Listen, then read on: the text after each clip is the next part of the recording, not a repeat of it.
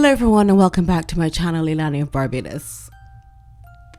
I fell asleep. This Netflix series is so boring. Luckily I took some notes. Let's go. From the start, they're saying that the interviews were all completed in August 2022 and the royal family declined any comments on the series. In the beginning, Harry comes across as such an ass clown. Of course, Meghan has to dress in white all the time. That has been documented. She's dressed in white and she has this interview from October 2015 and she doesn't remember it. She has amnesia. She's like, I don't remember this interview. Watching the self-esteem workshop right now? Yes. Do you remember? No. She's asked to choose which prince she would rather, whether it's William or Harry. And she's like, Prince William or Prince Harry? Harry? Sure. What year was that? October 2015. October 2015? Less than a year. Before we met? Oh, I don't remember this. What is this? This just again shows how little you knew. It looked like how far we've come.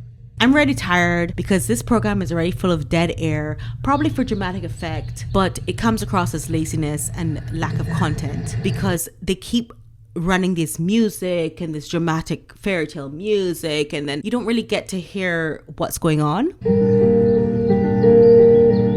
But I think that's because they did it on purpose, because they believe so much in the talent or the actors, Harry and Meghan, that they thought, oh, we can do all this overdone melodramatic scenes and stuff. It doesn't work because I'm just getting really tired. So they talk about a glimpse into who they are. And of course, everyone's going to say, well, did you want privacy or did you want a glimpse into your private life? Which one is it? Because they cannot be the same thing at the same time. Okay, so let's get over that. Both the babies are down. Nice calm night. Just picking some roses. Oh, the roses. You're not seeing any content. This is lack of content. Meghan just got a People's Choice Award, which was paid for. We know that. I can't get this out. It is very upsetting to creators like me, I think, who do everything themselves, the lighting. I mean, I'm not saying it's great. I'm not saying I'm great. I'm just saying who puts that effort in with a little bit of talent, perhaps. It's very difficult to see somebody receive an award and then want to mentor creatives. I was going off on a tangent, but I'm going to stop. They met in July 2016. So they repeat the whole courting process that we know from the engagement interview. But they do add this one thing. They met on IG, Instagram, scrolling through pictures and deciding whether the authenticity was enough for each of them or whatever. I mean, that's a new thing. That's the thing. When people say, do you Google them? No.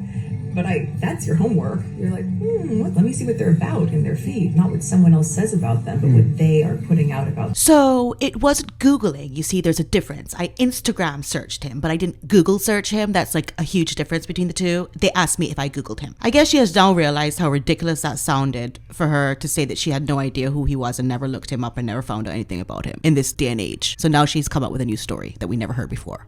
Instagram. Why was that not mentioned in the engagement interview? Speaking of engagement, they only met 13 times before getting engaged. So, very risky. Have you ever heard of catfishing? There's so many people on Instagram that are not themselves.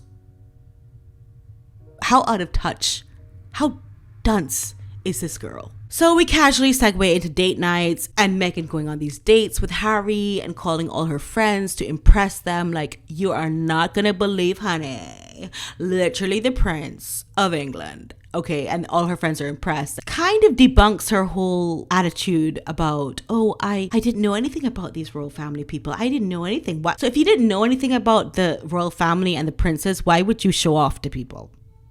Is what I don't understand. I think on the contrary, she really wanted to be a princess and she was just too dumb to appreciate it and embrace it as it was for her there on a silver platter. It's so incredibly frustrating to see this. In the production side of it, the music is so fairy tale, so romantic, so melodramatic, and that really annoys me because it kind of drowns out what is being said. So the music is used as a tool to drown out the ignorance and the crap that they're saying. Oh, but this is really funny. Sorry. I what? I what? Because you were late. I was late? Yeah. Remember? You came rushing in from having a shower. From Wimbledon. Yeah, there you go. It's actually not funny. She's like, say what? Say what the and he gets so frightened. He's like, I was trying to say something.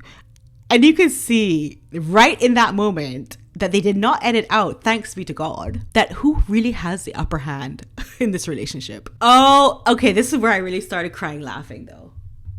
So Nacho Figueras, who is linked to Jodie Kidd. I think they have a child together. I've met Nacho Figueras and he pops up. He's like, you know, when you can see in the eyes of this man that he loves. Nacho Figueras literally has 20 million children with like 30 million women. I'm not sure if he can identify what it takes to love a woman. And I remember being so freaked out meeting him because I already knew that his history with Jodie Kidd and like all the cheating and all the women and the men, whatever. All that, I'm gonna leave it at that. Well, they have him. They couldn't get anybody else, right? But they got Nacho.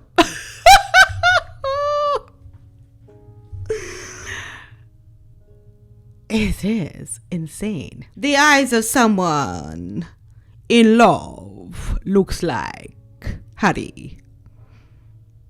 Don't you have some checks to write for the millions of children you have? Instead of being here in good lighting for this mockumentary. At negative 38 minutes in, we have the Diana trope. Now he brings out Diana, which is not, this is like 20 minutes into the series. So they didn't waste any time. They got Diana out there real quick. So Harry puts out all this footage of him as a child and how much press he received and how he was in the limelight. Very ironic because Meghan Markle never allowed Archie to do that. Archie will not have those memories because Meghan thwarted those protocols. He also has amnesia where he doesn't remember all these things. Well, how lucky are you to have the footage, right? He thinks he's blocked out the interactions with his mother Diana. Why though? I don't have many early memories of my mum.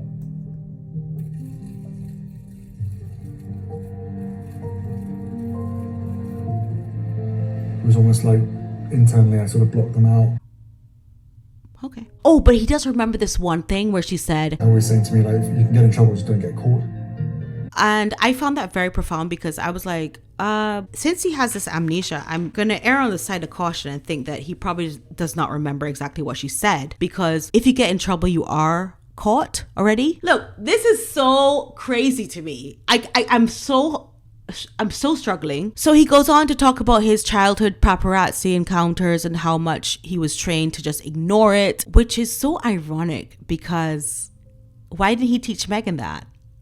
The next segment, they bring in the Queen, which I was so cringing about. My whole life shall be devoted to your service and to the service of our great imperial family to which we all belong. She has been queen for more than 70 years. It's like they have so much footage of the Queen doing her work and everything, only to say that the monarchy is on its last legs. And they had this man, I don't know, with this mole. It's a difficult conversation to have. And so in order for the institution to survive, it has to modernise, but it also needs mass popular support. And I don't know if Meghan was like sucking on his mole to just make him say these things like the monarchy is on its way out, and really and truly Harry and Meghan have escaped something that's failing. And we go back into his childhood now after that segment on the Queen, his holidays and his vacations and how he was constantly hounded by the press. You have to remember that these holidays, these schoolings that he had at Eton, they're all paid by the taxpayer. And yeah, the public of England want to know what you're up to with their taxpayer money. Then he goes into Diana's 1995 panorama interview with, I guess, Martin Bashir, how that was a big con and that changed everything after that. Okay, we all know these things though. Like, you're not telling us anything else. That's why I'm so tired and sleepy, because I'm like, okay, we know. He claims the harassment became worse after the separation between his father and mother. And he comes out with this mantra. The pain and suffering of women marrying into this institution. I remember thinking, how can I ever find someone who is willing and capable to be able to withstand all the baggage that comes with being with me? Most women who are struggling to pay their bills, put food on the table, put heating in their apartments. Most of these women would love to marry into the royal family no matter what the cost.